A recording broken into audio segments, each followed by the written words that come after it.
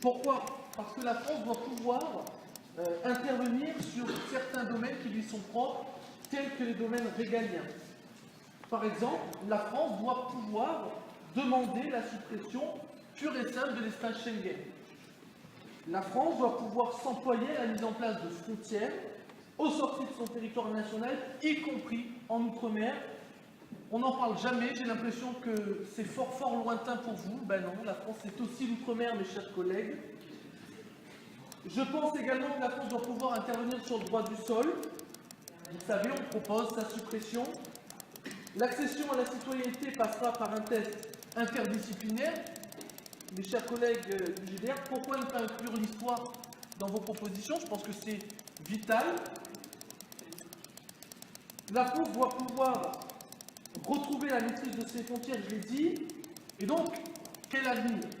L'avenir, c'est de pouvoir avoir une association libre d'États, évidemment européens, qui partagent la même vision, les mêmes intérêts, notamment sur les sujets qui touchent à l'immigration. Je dois le rappeler également, on entend un peu partout parler du droit. J'entends personne dire, et pourtant c'est vital, que la France doit pouvoir rétablir la primauté du droit national sur le droit européen. Alors, il faut aussi, puisque vous en parlez, et nous y sommes favorables, puisque nous sommes réalistes,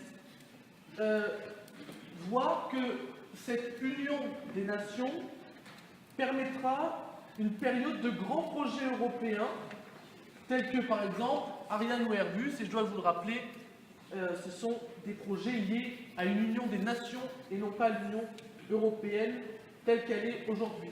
Par conséquent, on voit bien que l'article 4, en tout cas l'amendement de l'article 4 que nous proposons, se tient, notamment par rapport à la politique que nous souhaiterions mener, puisque, je le rappelle, la France est un État, et que par conséquent, les domaines régaliens y sont réservés. Je vous remercie. J'invite à la prise de parole.